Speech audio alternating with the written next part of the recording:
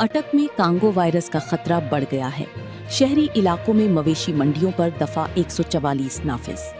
आप देख रहे हैं अटक न्यूज HQ। ताज़ा तरीन खबरों के साथ मैं हूं आपकी मेजबान। आइए शामिल करते हैं अटक से आतिफ शहजाद की रिपोर्ट। अटक में कांगो वायरस का खतरा बढ़ गया है। डिप्टी कमिश्नर अटक राव आतिफ रजा ने जिला के शहरी इलाकों में मवेशी मंडियों पर दफा 144 नाफिज कर दी है।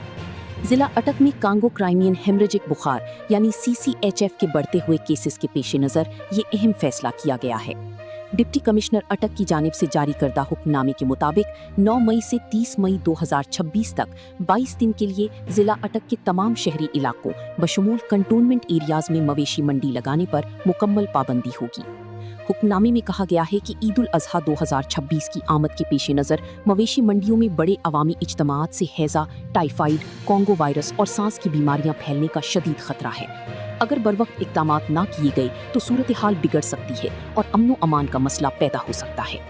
इंतजामिया ने खबरदार किया है कि इस हुक्म की खिलाफ वर्जी करने वालों के खिलाफ सख्त कानूनी कार्रवाई की जाएगी। हुक्मनामे के खत्म होने के बाद भी इस दौरान की गई खिलाफ वर्जियों पर कार्रवाई जारी रहेगी। शहरियों से अपील है कि वो इंतजामिया से ताउन करें और ईद उल अजहा के लिए मवेशियों की खरीदारी में एहतियात बरतें।